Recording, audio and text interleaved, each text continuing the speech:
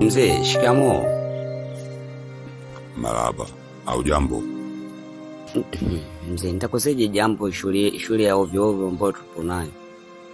Sasa mwalimu mkuu, hivi unamfahamu mwalimu mkuu wetu vizuri au mlikuwa pamoja na mwalimu mkuu wetu? Hamna mwanangu, kwani kuna shida? Baba amesema kwamba asubuhi ujitahidi uende shule, na utakapoenda shule uende umeshevu ndevu. Yetu wenzako anafuga mbuzi, ng'ombe, wewe unafuga ndevu tu. Amesema asubuhi ujitahidi, yani nisiende shule bila wewe kufika shule. Yani mzee amenichukiza sana yule mwalimu mkuu. Yani amekudharau sana. Yani na amesema ujitahidi uende shule kesho. Sasa kesho ndevu sinyoi na nitaenda shule. Hata usijali mwanangu. Na mwalimu mkuu wako ndo atanijua mimi ni nani. Anafahamu vizuri au kumpa taarifa zangu. Subiri kesho asubuhi mimi niamkia shuleni. Hauwezi kuniambia ujinga kama huo. Na alikuwa anasema mbele ya watu. Au mlikuwa nywa wili. Bora tembele ya watu. Kantini, hiyo sehemu kama vile sokoni. Yani kuna watu wengi tu, simu ya watu tunakulaga ile asubuhi nini muda ule tunakunywaga chai pale. Alikuwa anasema pale. Tena baadaye akakunga ngengele, akaitwa wanafunzi wote. Tukao tumekaa pale mzee. Anatangaza pale. Akalita mbele, babake na mtoto huyu ana ndevu. Mzee anafuga ng'ombe, anafuga ndevu. Na ndio maana mtoto wake anashindwa kuongoza shuleni. Kwa sababu yeye babake na yeye mwenyewe hawana akili. Haisa mambo mengi mzee wangu, nikisema hivyo natamani kulia, ila wewe nenda tu kesho kwa shule.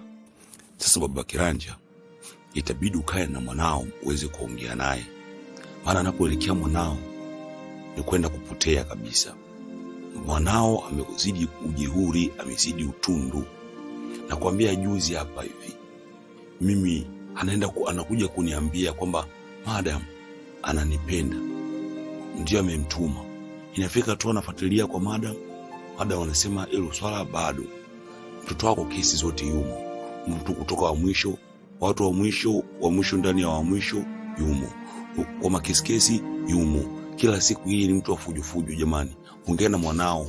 Maana anapoelekea mwanao tutamfukuza shuleni hapa kabisa. Sasa wewe mwalimu mkuu, acha usenge kwanza. Kwa mtoto wangu kufeli shule, kufanya mautundu mengi, ndio sababu kuniambia mimi nikija shule ninywe ndevu? Hamna mzee, mimi sijasema hivyo kabisa. Hapana mzee, mimi sijamwambia hivyo.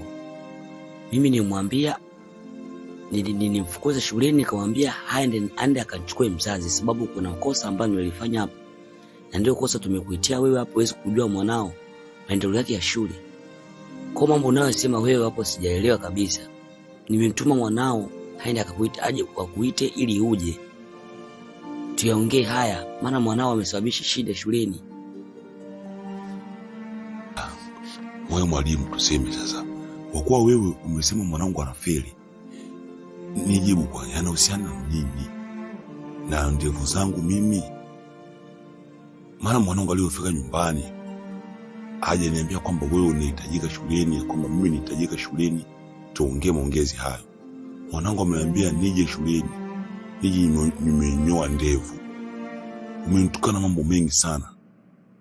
Na ndio maana mimi nimeamkia asubuhi uniambie sababu ya kunitukana nini. Ana bila hivyo mwalimu, mimi tutafika mbali, kwa sababu unaona kama wewe unaanza kumdharau, usijikute umefika.